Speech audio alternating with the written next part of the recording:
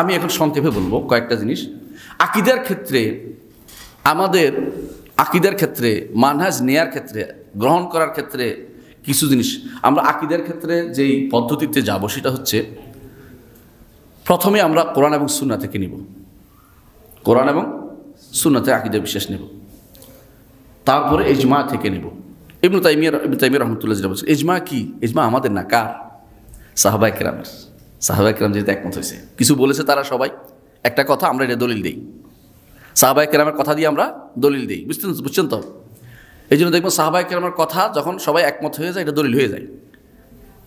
সাহাবায়ে কেরামের ইজমা এটা দলিল, কিন্তু এর নিচে আর যাব না আকীদার ক্ষেত্রে। কিন্তু দেখবেন অন্য জায়গাতে ওই শরীয়তের মাসালার ক্ষেত্রে নিচেও যায়, সেগুলো আমরা আলোচনা করবো। মাসালার ক্ষেত্রে আকীদার ক্ষেত্রে তিনটার পরে আরেকটা বাড়তি আছে, এটা ফিতরাতুস সওয়িয়া, আপনার স্বাভাবিক বিবেক যেটা নষ্ট হয় নাই।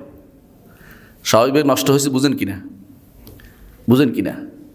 আপনার কাছে সিগারেট খাওয়া খুব বিব্রতকর, তাই না? কিন্তু যে ব্যক্তি অনবরত সিগারেট খাচ্ছে তার কাছে কিছু মনে হচ্ছে না। এটা আপনি বাবার সামনে সিগারেট খান না কেন, আপনার একটা বিবেকের একটা তাড়না আছে, বুঝলেন? আপনার স্বাভাবিক বিবেক আছে। যে ব্যক্তি বিবেক নষ্ট হয়ে গেছে তার কাছে কোনো কিছুই সমস্যা মনে হচ্ছে না। তো স্বাভাবিক বিবেকে কিন্তু আল্লাহ তাআলাকে স্বীকৃতি দেয় মানুষ। আকীদার ক্ষেত্রে স্বাভাবিক জিনিসটা বিবেকটা ফিতরাতুস সওয়িয়া বলে ইবনে কাইয়িম রাহমাতুল্লাহ বলতেছেন, ইবনে তাইমিয়া বলতেছেন, সবাই বলতেছেন ইমামরা, যে এটা একটা বিরাট জিনিস। আল্লাহ তাআলা বলছে ফিতরাতুল্লাহি লাতী ফাতারান নাস আলাইহা। আকীদা সেখান থেকে ফিতরাত সাব্যস্ত করে কি? আকীদা সেখানে সহযোগিতা করে। মূল সাব্যস্ত কোনটা করে? কোরআন এবং সুন্নাহ। আর বাকিটা কি করে? সহযোগিতা করে। বাকিটা সহযোগী, এগুলি কোনো আসল আকীদা সাব্যস্ত কখনো করে না। আরেকটা হচ্ছে আকলে সলিম, বিশুদ্ধ বিবেক। বিশুদ্ধ বিবেকও আপনাকে, বিশুদ্ধ বিবেক কেমনে বুঝবেন? বিবেক যদি নষ্ট হয়ে যায়, 2 আর 2 কত হয়? 5 হয়ে যায়, 5 হয়ে যায়। কিন্তু বিবেক যদি ঠিক থাকে 2 2 4 হয়, 2 2 4 হয়। তো বিবেক শুদ্ধটা যদি থাকে তাহলে কখনো দেখবে না কোরআন এবং সুন্নাহর সাথে কোনো বিরোধ দেখবে না, সে শুদ্ধটাই দেখবে।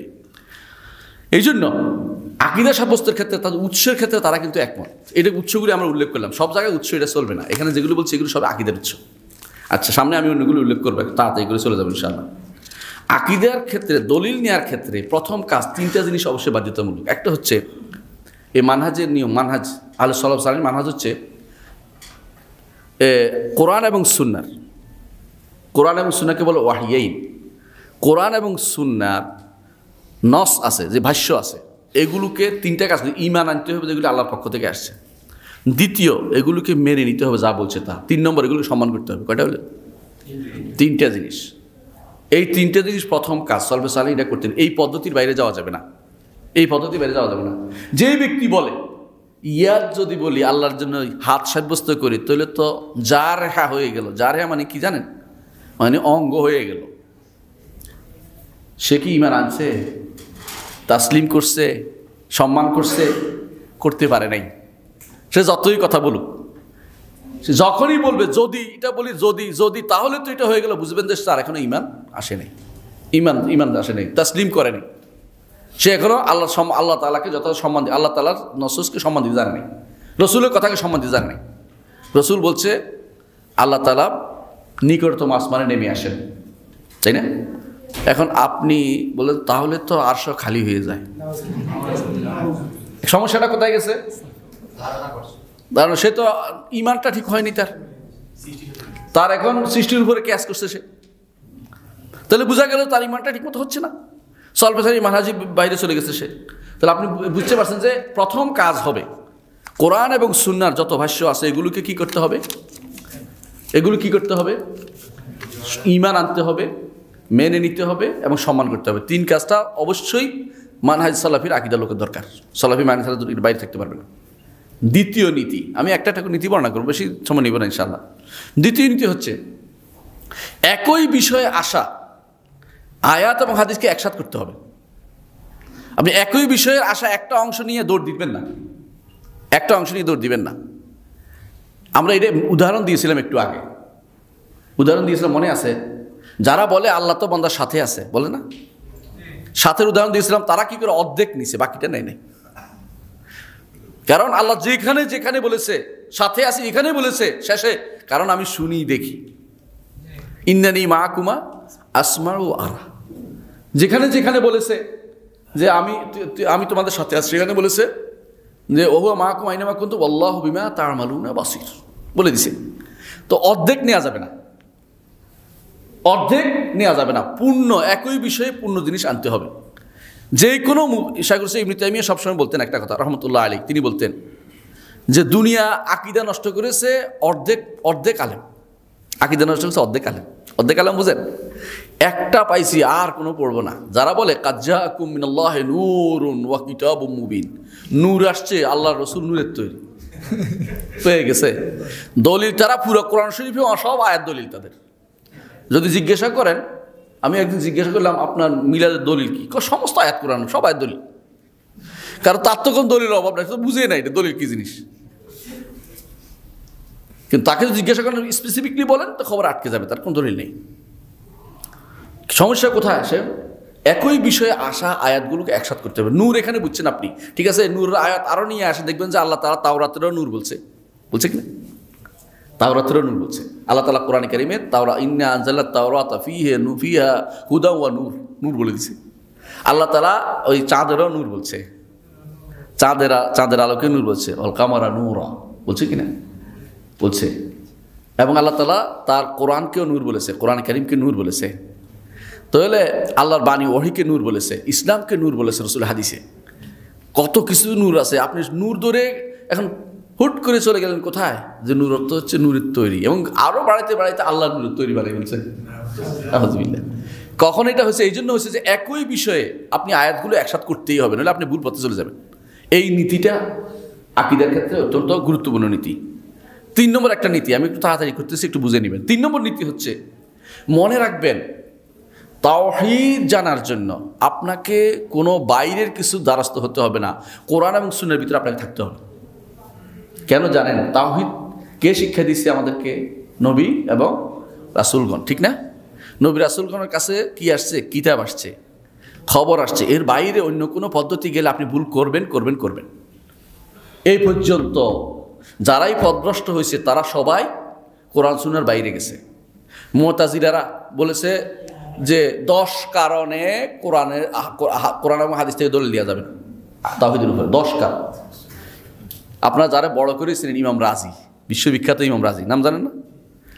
ইমাম রাজি আল্লাহ তাআলা ক্ষমা করুন, শেষ জীবনে ফিরে আসছিলেন, শেষ তওবা করেছেন শেষ জীবনে। প্রত্যেকটি এরা তওবা করেছে, কিন্তু মানুষ তওবার আগে পরেরটা আর নেয় না, আগেরটা নিয়ে বদভ্রষ্টতায় লিপ্ত হয়েছে। তওবা করে ফিরে আসছে তিনি শেষ জীবনে, বলছে আমি সব দুনিয়া ঘুরে দেখছি, কোথাও আমার ইয়া নেই, আমি নিসাপুরের বুড়িদের আকীদা মরতে চাই। সেটা কি? আল্লাহ আরশের উপর আসলে বিশ্বাস করতে চাই, আমি আর বেদালে যেতে চাই না। সারা জীবন চেষ্টা করেছে আল্লাহ সাব্যস্ত করার জন্য, 101টা দলিল নিয়ে দৌড়াচ্ছে। উনি নিশাপুরে গেছে, তো নিশাপুরে যাওয়ার সময় মানুষ, বড় আলেম গেলে দৌড়ায় না পিছে অনেক মানুষ দৌড়াচ্ছে। বুড়ি বলে কি হয়েছে?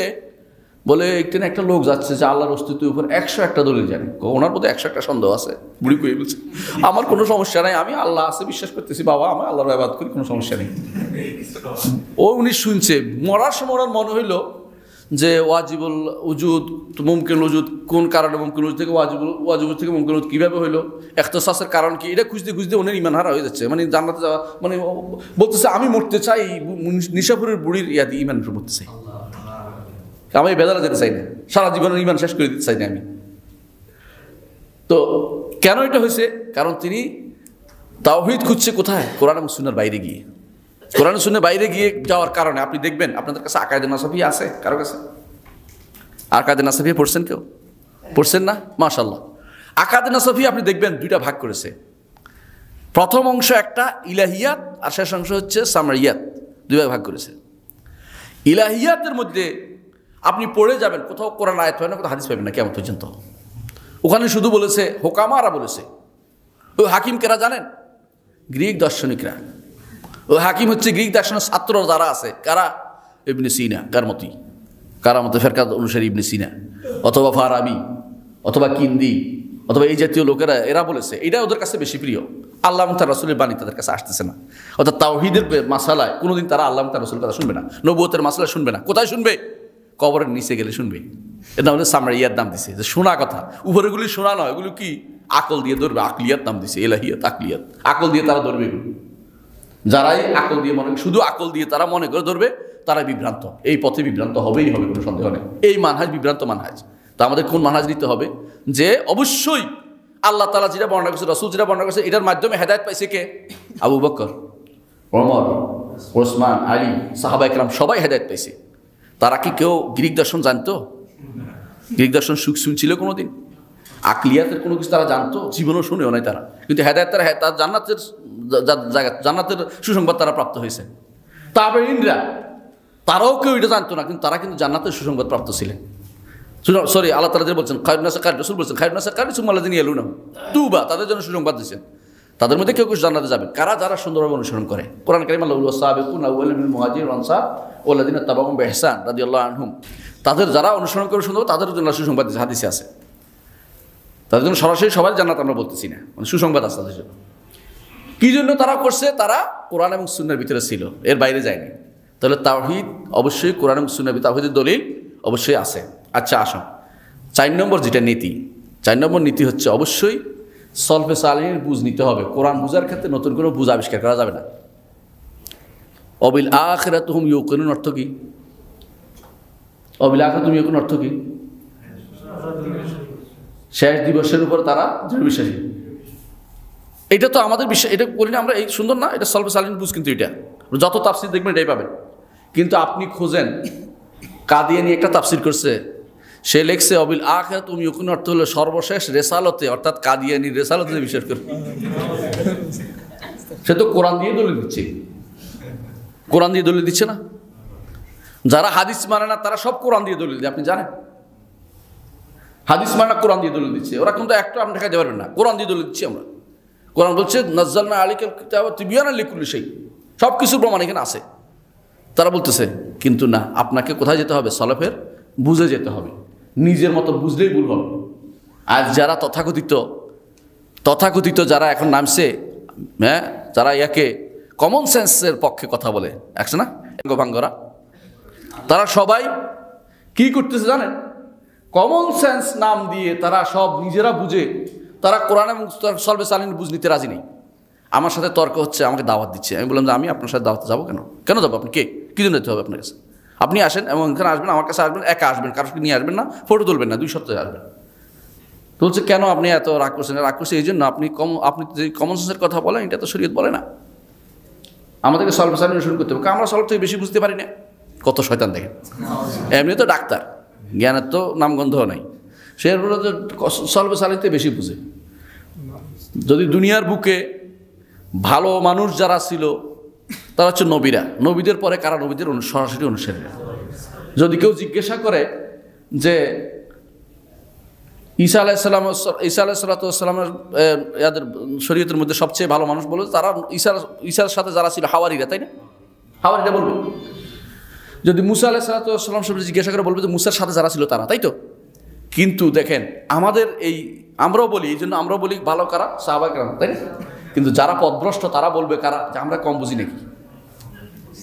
এরা সর্বপ্রথম রচনা করেছে কারা? এরা শিয়ার। প্রথম তারা আলাদা করে দিয়েছে সাহাবায়ে কেরাম সম্পর্কে, তারা আমাদেরকে আলাদা করে ডিটেচ করে দিয়েছে। তারপর শুরু হয়েছে মুতাজিলারা, তারপর এখন তাদের সেই ধারাবাহিকতা চলছে। এখন যারা পথভ্রষ্ট তারা সবাই এই মানহাজ থেকে দূরে সরে গেছে।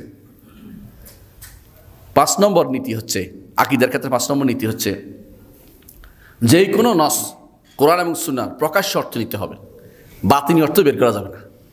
প্রকাশ্য অর্থ বাতিনি অর্থ বুঝেন কিনা? বাতিনি অর্থ তাবিল করে। তাবিল কীভাবে করে? এই রাসূলুল্লাহ সাল্লাল্লাহু আলাইহি ওয়াসাল্লাম যেটা নিষেধ করেছেন ওইটা, ওই যে বলছে না যে আমি কোরআন মানুষের কাছে প্রচার করার জন্য যুদ্ধ করছি, আর একটা সময় আসবে এই যে জুতা সিলাচ্ছে ও কোরআনের তাবিল বন্ধ করার জন্য যুদ্ধ করবে। ওরা তাবিল করছে, দূরের তাবিল, যেটা সে বুঝে এটা ইনিল হুকমু ইল্লা লিল্লাহ, হুকুম আল্লাহর চলবে। কথা সুন্দর, উদ্দেশ্য কি? উদ্দেশ্য আরেকজনকে কাফের বানানো। যে মুআবিয়া রাদিয়াল্লাহু আনহু, আলী রাদিয়াল্লাহু আনহু, আমর ইবনে আস রাদিয়াল্লাহু আনহু এবং আবু মুসা আশআরী, এরা যেহেতু এই আরেকজনকে বিচারক মানছে, কাফের হয়ে গেছে নাউযুবিল্লাহ, না বুঝার কারণে। তো এই বুঝের কারণে, এই না বুঝার কারণে তারা যেটা করছে এটা এই জন্য হয়েছে কারণ তারা প্রকাশ্য অর্থ নেয় নাই, নিজের মন মতো একটা বুঝ আবিষ্কার করেছে। তাদেরকে আমরা চ্যালেঞ্জ করেছি, ইবনে তাইমিয়া রহমান চ্যালেঞ্জ করেছেন যখন তিনি আকিদার ওয়াসতিয়া লিখছেন, তোমাদেরকে আমি চ্যালেঞ্জ করলাম, হামাওয়িয়া এবং আকিদা লেখার তিনি চ্যালেঞ্জ করেছেন, 3 বছর সময় দিলাম, আমি যা লিখেছি সলফ থেকে, সাহাবায়ে কেরাম থেকে, এর বিরুদ্ধে একটা জিনিস নিয়ে আসো। 3 বছর কেন, এই বছর পর্যন্ত তারা কেউ আনতে পারেনি। সবাই দাবি করে এটা হয়েছে, কিন্তু সিফাতের ক্ষেত্রে কোথাও কোনো সরফ থেকে কোনো তাবিল এই পর্যন্ত কেউ আনতে পারে নাই, কারণ আনতেও পারবে না কেমন পর্যন্ত, কারণ তারা করে নাই, আনবে কোত্থেকে, বানাইতে পারবে নাকি? এই জন্য প্রকাশ্য অর্থ নিতে হবে। এই প্রকাশ্য অর্থ হচ্ছে এটা যা সাধারণ পড়লে বোঝা যায়, কারণ আল্লাহ এবং তার রসুল কোরআন নাজিল করেছে আমাদের বোঝার জন্য, আমাদেরকে ধাঁধা দেওয়ার জন্য না। ধাঁধা বুঝেন তো, যে ধাঁধা খোঁজো, এবার তোমরা লোক খোঁজো, বাইরের লোক আনো, ধরে নিয়ে আসা একজনকে, সে ঠিক করে দিবে, ওইরকম কোরআন এবং সুন্নাহ নাজিল করে না, এটার জন্য বুঝার জন্য নাজিল করেছে, বুঝি আমরা। আর ওরা বুঝতো, কেমন বুঝতো দেখেন, যখন রাসূলুল্লাহ সাল্লাল্লাহু আলাইহি ইসলামের দরবার রসুল বললেন যে আল্লাহ তাআলা হাসেন দুইজন থেকে, একজন এটা করছে একজন এটা করছে, হাদিসটা বললেন, বেদুইন বলল যে লান না'দিমা খায়রান মিন রাব্বিন ইয়াদহাক, এমন রব থেকে আমি অকল্যাণ পাওয়ার আশা করি না যে রব হাসতে পারে। সুবহানাল্লাহ। বেদুইন বুঝছে, ঈমান বুঝছে, কিন্তু বুঝে নাই কে? বড় বড় পণ্ডিতরা, আলেমরা বুঝে নাই। বলে আল্লাহ হাসেন না, কি হাসার তো আল্লাহ সন্তুষ্ট হন, বাস আল্লাহ হাসা অস্বীকার করে দিলেন।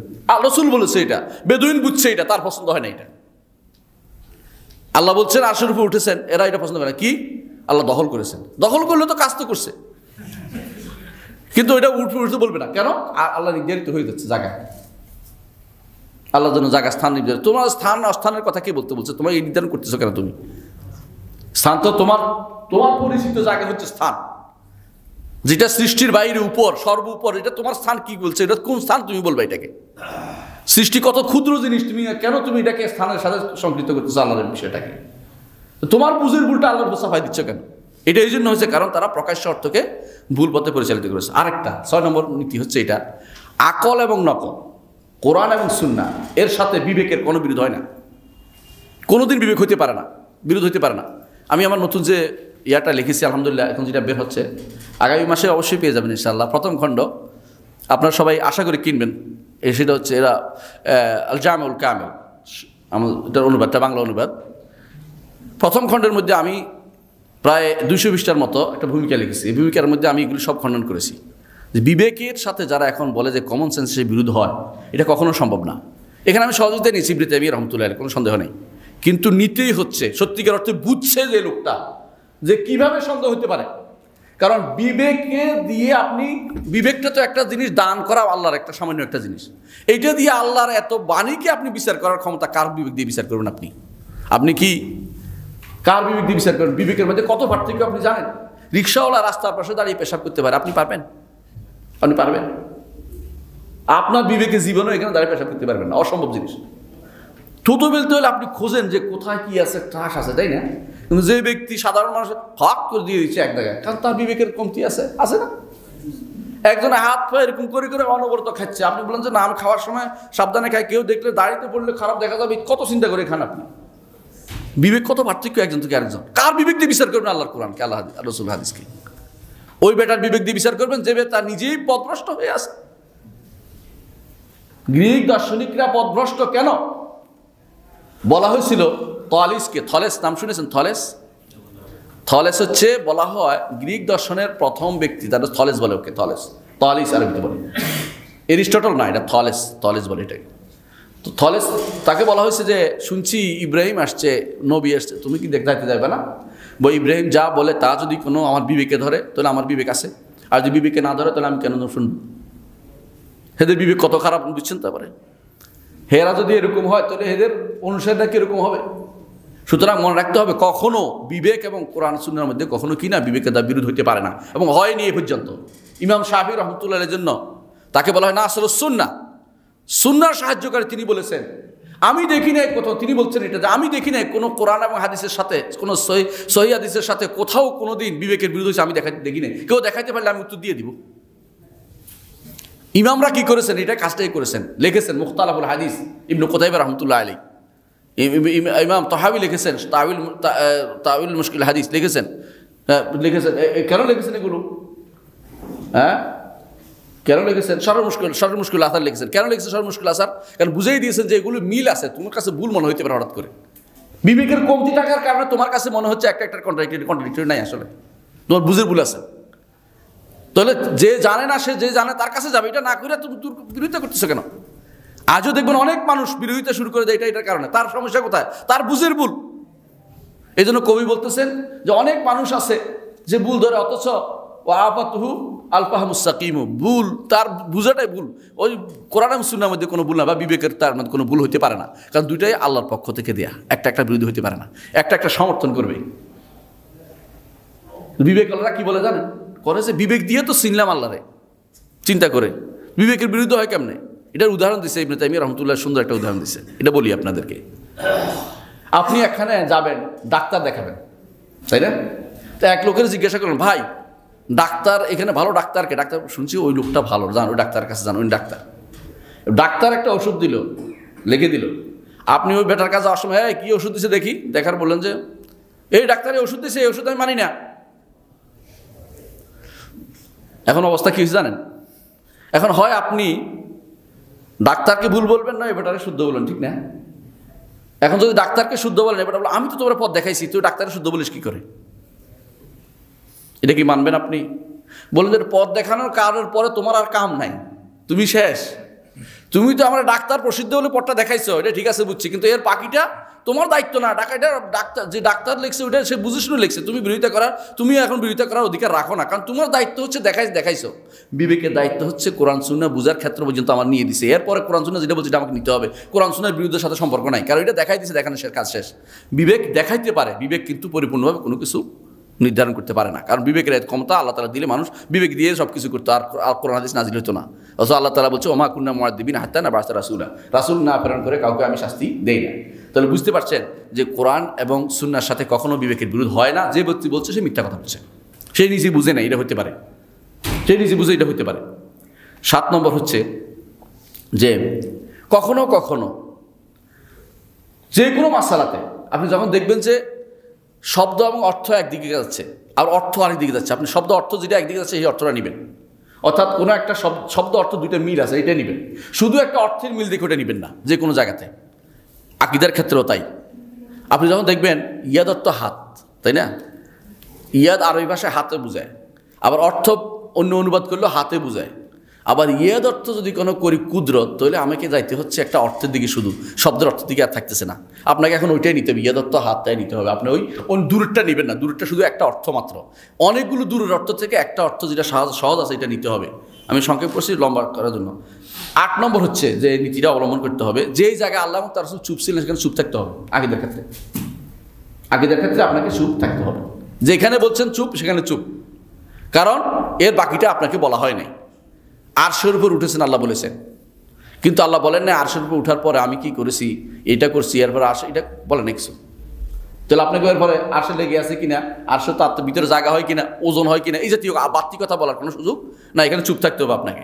অনেক মানুষ ওইটা গিয়েই বদবসটা হয়। ওইটা কেন করে? ওইটা নিজের উপর কেয়াস করে নিজের উপরে, মানে সৃষ্টির উপর কেয়াস করে।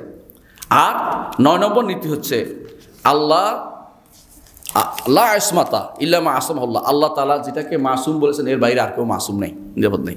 কারা এটা? আল্লাহ তার রাসূল সাল্লাল্লাহু আলাইহি ওয়াসাল্লাম ছাড়া কেউ মাসুম নয়। আকীদার ক্ষেত্রে এটা অবশ্যই আমাদেরকে মনে রাখতে হবে যে কখনো কোনো আকীদার ক্ষেত্রে এটা মনে রাখতেই হবে যে মাসুম শুধুমাত্র আকীদার ক্ষেত্রে, অন্য ক্ষেত্রে আসবে এটা। মাসুম একমাত্র হচ্ছে রাসূলুল্লাহ সাল্লাল্লাহু আলাইহি ওয়াসাল্লাম। কুল্লুন ইউখাযু মিন কাওলি ইউরাদু ইল্লা সাহিব হাদাল কবর। এই কবরবাসী অর্থাৎ রাসূলুল্লাহ সাল্লাল্লাহু আলাইহি ওয়াসাল্লাম তিনি শুয়েছিলেন মদিনাতে, যে জায়গায় এখন সেখানে দেখাচ্ছেন ইমাম মালিক রহমতুল্লাহ আলাইহি সেখানে দর্শ দেন মুসলিম নবী, তিনি বলছেন এই কবরবাসী ব্যতীত দেখাইয়া তিনি ব্যতীত সবার কথা নেওয়া যাবে এবং ছাড়া যাবে, কারণ তারটা মাসুম, তার কথার কোনো কি নাই, ভুল হইতে পারে না। তাহলে বুঝা যাচ্ছে ওয়াহি এবং ওয়াহির বাইরে মানুষের কথার কি হতে ভুল থাকতে পারে। সুতরাং নির্দ্বিধায় নিতে হবে, যেটাতে মাসুম সেটা নিতে হবে। এই নীতিগুলো আমরা অবশ্যই গ্রহণ করতে হবে। কিসের জায়গাতে? আকীদার ক্ষেত্রে এই নীতিগুলো। এইটাই হচ্ছে মানহাজুস সালাফ, এইটাই হচ্ছে মানহাজ। এটা আকীদার ক্ষেত্রে বলেছি।